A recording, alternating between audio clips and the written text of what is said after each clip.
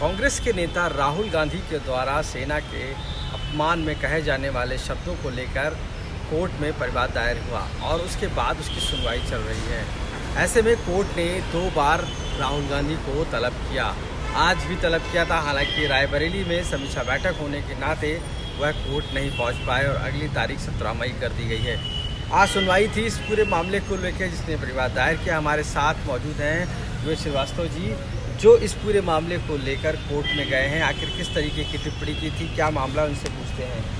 ये बताइए किस तरीके की आपने कोर्ट में जो वादा दायर किया है और क्या पूरा मामला है। मैं भारतीय सेना के बॉर्डर रोड्स ऑर्गेनाइजेशन से डायरेक्टर पोस्ट से रिटायर हुआ हूँ और इस मामले में 9 दिसंबर 2022 को चाइनीज़ और भारतीय सैनिकों के बीच में एक झड़प हुई थी। उसके बाद में एक दिन के बाद जैसा होता है, भारतीय सेना ने अपना आधिकारिक बयान जारी कर दिया था कि ये एक झड़प थी और इसमें हमारे भारतीय सैनिकों ने बहुत शौर्य और पराक्रम के साथ चाइनीज़ सैनिकों को पीछे ढकेल दिया।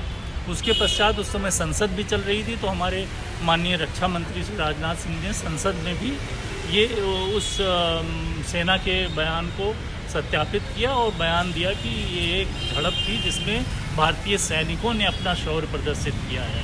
फिर उसके बाद में राहुल गांधी जी को मतलब किस आधार पर उन्होंने 16 दिसंबर 2022 को फिर ये भारत जोड़ो यात्रा के दौरान काफ़ी कुटिल मुस्कान और हंसते हुए उन्होंने बोला कि चाइनीज़ भारतीय सैनिकों को पीट रहे हैं और फिर एक दिन बाद उन्होंने ये मेंट थपथपाते हुए बोला मैं सच था, जबकि ऐसी कोई सूचना या ऐसे कोई प्रमाण नहीं आए कि भारतीय सैनिक पीटे गए हों। तो सेना के इस अपमान पर जब मैं रिटायर होकर यहाँ लखनऊ में रह रहा था और अपने क्षेत्र में जाता हूँ, मैं समाज सेवा भी करता हूँ, मेरी जो मान सम्मान था उसमें गिरावट आई, क्योंकि ये जो हमारे नेतागण हैं इनके काफ़ी फॉलोअर्स होते हैं और वो फॉलोअर्स को ये नहीं देखने जाते कि इस किस बात में क्या सच्चाई है।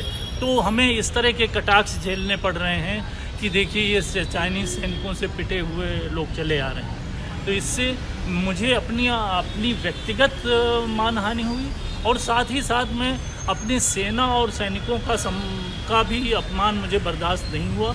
इसलिए फिर मैंने यहाँ उत्तर प्रदेश पुलिस में FIR लॉन्च की। उसके बाद पुलिस के द्वारा बताया गया कि इस मामले में, इस तरह के मामलों में सक्षम न्यायालय से ही रिड्रेसल प्राप्त होता है। फिर मैंने लीगल नोटिस भेजी। तुरंत मैंने कोई केस तब भी नहीं दायर किया। मैंने बोला, उस लीगल नोटिस में मैंने उनको बोला कि अगर आप अपॉलॉजी कर लेते हैं और सेना का सम्मान का मामला है तो हमको कोई कोर्ट कचहरी नहीं करनी है, परंतु उसका जवाब भी नहीं दिया श्री राहुल गांधी जी ने। फिर मुझे मजबूर होकर हमारे विद्वान अधिवक्ता श्री विवेक तिवारी जी के माध्यम से ये केस दायर करना पड़ा। और जैसा कि आपको पता है कि न्यायालय में कितने संघर्ष करने होते हैं, सारे संघर्षों के बाद फिर 11 फरवरी को माननीय न्यायालय श्री आलोक वर्मा जी, जो ACJM 3rd हैं और MP MLA की कोर्ट भी है, उन्होंने 11 फरवरी को श्री राहुल गांधी जी को बतौर अभियुक्त 24 मार्च को न्यायालय में उपस्थित होने का आदेश दिया। 24 मार्च को राहुल गांधी जी न्यायालय में उपस्थित नहीं हुए, ये कहते हुए उनके अधिवक्ता के माध्यम से कि संसद चल रही है और नहीं आ सकते। फिर आज तो उस दिन ये हुआ 29 अप्रैल को अपीयर हूँ, परंतु आज जब मैं न्यायालय में सुबह से पहुंचा तो वहां देखा कि उनके लोग, राहुल गांधी जी के आने की कोई संभावना नहीं प्रकट हो रही। उनके वकील लोग डेट लेने के उसमें हैं। तो मैंने यही बोला कि मैं तो न्यायालय से अपनी बात रखने के बाद ही बात करूंगा, क्योंकि अगर वो LOP है। सुनवाई में किस तरीके से जज ने क्या कहा और क्या हुआ, क्या वकीलों से बातचीत की गई उस दौरान, और क्या जज ने ये कहा कि जो अभियुक्त हैं एक तरीके से इस पूरे मामले पर राहुल गांधी उनको तलब किया गया है अगली सुनवाई के लिए, और क्या कहा गया?